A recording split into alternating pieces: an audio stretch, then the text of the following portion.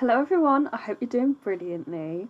This video is going to be about the Power and Conflict poem London by William Blake, which I think is probably one of my favourite poems in the anthology alongside Exposure and Remains. Well, I kind of like all of them, but this one is special because it's very, very politically conscious, which is a typical characteristic of Romanticism. And I do have a video about Romanticism on the channel if you want to have a look. William Blake is a romantic poet, so it's definitely worth looking at. But let's have a little look at William Blake as a man, because a lot of his biography can actually inform our writing about the poem. So what is the deal with William Blake? Well, he is multi-talented, he was a painter as well, and he liked to paint out visions. Yes, he thought he had visions of religious scenes and stuff. I don't know how far I believe it, but maybe, I suppose. The painting behind the text is actually one of his paintings, and I'm really lucky because I got to see an entire exhibition of his real life paintings in London with my boyfriend. It was really cool. Anyway, he actually lived in London too for most of his life, so who better to write about the place than him? But it is clear that he had very mixed feelings on the place, as we can see. As well as this, he was against patriarchy, so he was against the general acceptance of the inferiority of women. He wanted to treat women as equals, and so in that respect he was very progressive. It was unusual in the 18th century for men to have this opinion. He was also against organised religion, which was also uncommon. So this doesn't mean he was an atheist. Remember that I said he had religious visions and painted them, but he doesn't like the organised nature of it because it often leads to abuse of power. He thought there was a lot of hypocrisy involved and a lot of corruption, and we can see that in the poem. He was also against the monarchy, and I think this was kind of spurred on by the happenings of the French Revolution, which were around this time. It was a whole other country, but it did influence the people of England quite a lot. I'll go into the French Revolution a bit more in a second, but I want to talk a little bit first about privatisation. So William Blake was frustrated by the amount of privatisation, but, you know, what the hell does that mean? Well, it is a bit like private ownership. So the streets and rivers were controlled, and the wealthy people of London owned them, essentially. It kind of took away the rights of the common people. We can see this in words like chartered, but I'll go into that in a second. So the French Revolution, obviously, is a revolution. The French common people revolted against the aristocracy. Higher-ups, like King Louis, were heavily disliked, and since there were more common people than there were King Louis, they kind of were just able to kill him. He was beheaded in 1793 because of the neglect of the people. Nobody wanted a monarchy anymore. Everyone thought, you know, the people should be leading. It was exactly this that inspired Blake. He thought, you know, if France can do it, then why not England? The thing is, Blake didn't anticipate the reign of terror on the horizon. Anyone who remotely disagreed with the uprising was sentenced to death by guillotine, just like Louis was. People were even wrongly sentenced to death, and suspicions were high all round. Interestingly, we get this impression from London that William Blake wants to revolt, but there is no real energy to do so. The whole poem is kind of solemn, it's like a tone lacking energy. So let's get into the structure a little bit. There obviously are 4 quatrains, 4 stanzas of 4 lines. There is an AB-AB rhyme scheme, which is also known as alternate rhyme. There is also iambic tetrameter, which is alternating stress, 8 syllables per line. And lastly, it is a dramatic monologue, so it addresses an unseen person. It is also a little bit anecdotal in its choice of first-person narration, and as a result, it kind of feels more personal.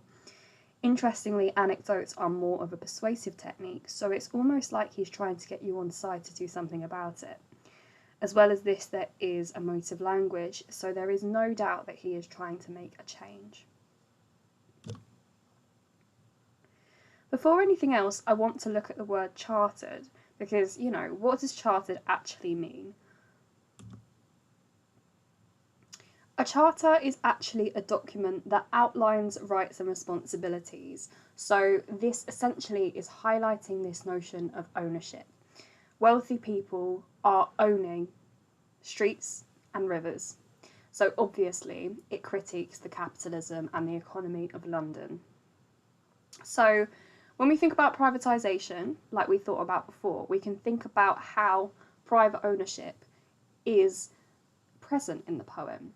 So even streets and rivers, which are nature, streets arguably, but rivers definitely, are controlled by the wealthy. And I think it's really, really interesting that in the original draft, Blake had the word dirty here instead of chartered. I'm glad he changed it because it is way more interesting and it's way more politically conscious. But it is clear that he wanted to express an element of corruption. So how far could it be considered that dirty and chartered are actually somewhat synonymous? But the rest of the stanza, why does it matter? Well, Harold Bloom suggests that to wander is to have no destination or purpose, which I think is completely true. So is Blake suggesting that living in London, or just living in a society like this in general, is purposeless? We also have the use of the word each. So he's saying that every single street is privatised. There is not one that has not been privatised. And with the word Thames, there is immediately a sense of place established. It is, of course, associated with London and is therefore a symbol of it. Obviously, down here as well, we have the repetition of Mark II, but it's used in two different ways. One means notice. He is noticing the pain and suffering, unlike those in power. He is calling out those in power to be more observant of the people they are essentially caring for. The other mark gives the impression of permanence. It feels like a stain or a scar, which shows just how much the aristocracy and upper classes are impacting the society of London. As well as this, the alliteration of weakness and woe could mimic a kind of wailing, pain or suffering. We have anaphora here again, so the first three lines are anaphora because there are the beginnings of the line repeated. But this phrase, mind-forged manacles, is emphasised in a couple of different ways. It obviously has alliteration, which emphasises, but it is also the only line in this stanza that is not a component of the anaphora. The repetition of every does emphasise the hyperbole, yes, and how everyone is suffering, but it also leaves us to ponder why mind-forged manacles stands on its own. It is the most important part of the stanza. Manacles has connotations, obviously, of entrapment, but the fact that they are mind-forged, made by the mind, makes it even more interesting. The people of London are trapped within their own psychology. We definitely get a sense of the mindsets of the common people here. It is interestingly also the only stanza with a completely unaltered rhythm.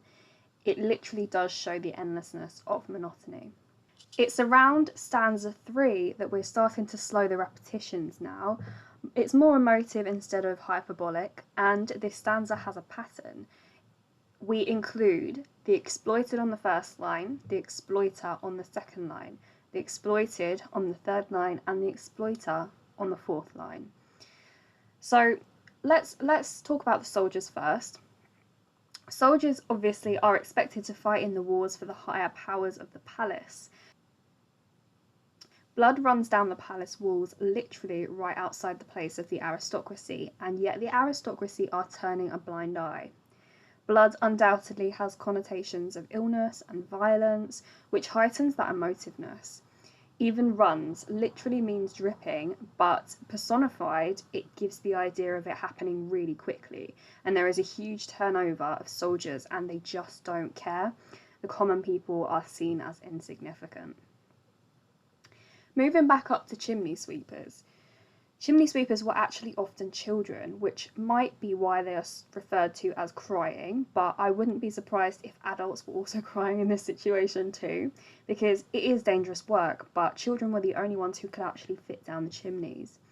The soot would often blacken everything, so clothes, faces, you name it, and that is referred to in the next line. Even the children are no longer innocent, as they've been blackened by their work. Blackening might refer to the Industrial Revolution, you know how pollution is a thing, but it is definitely much more likely to refer to how the church is becoming tainted. It has become a corrupt force, it abused its power. Blackening has kind of connotations of dirtiness and turning evil.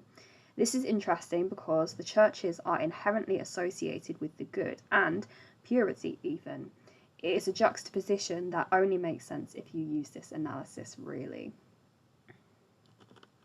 Why is Blake saying this? Well, as we covered, Blake disliked organised religion, but like I said, that doesn't mean he's an atheist. But yes, he was critical of how much power the church had because it abused it a lot of the time. The church, interestingly, and other powerful institutions were responsible for protecting the vulnerable, including children, but making them go out and sweep chimneys was not exactly protecting, you know. Which means that there was definitely a kind of corruption going on here. Hypocrisy, really. So, moving on to the next stanza, we have the idea of midnight, which is an absolute darkness. And it's where the corrupt happens, so it's usually when the harlots go out to get work.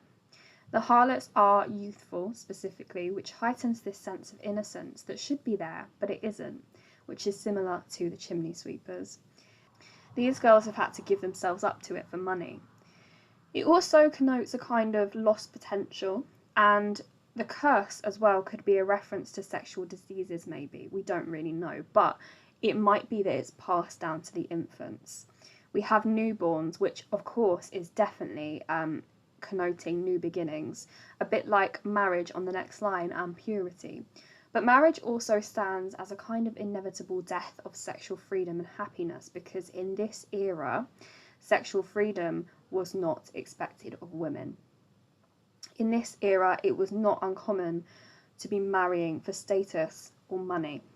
Lastly, I wanted to talk about plagues. We associate plagues with the medieval era, like the Black Death, and this was last seen almost 200 years before Blake. Since then, we've managed to create things like vaccines to prevent it. Is he saying that this society really shouldn't be happening? Surely we have progressed too much for this to still be an issue. I'm going to leave you with a little quote from T.S. Eliot, who wrote about William Blake, and if you'd like to read the full thing, then I'll leave the link in the description. But Eliot says that Blake was endowed with a capacity for considerable understanding of human nature, with a remarkable and original sense of language and the music of language, and a gift of hallucinated vision. Obviously there he's referencing Blake's vision, but he is also saying that he understands human nature to a T, pretty much. And he understands why the poverty is happening, and he's trying to, through the act of writing, put a stop to it. Thank you so much for watching, and if you have anything else you want to add to our analysis of the poem, then please do add it. Literature doesn't have a right answer, it is all about interpretation, so all the input is wanted. Thank you, I will see you next time.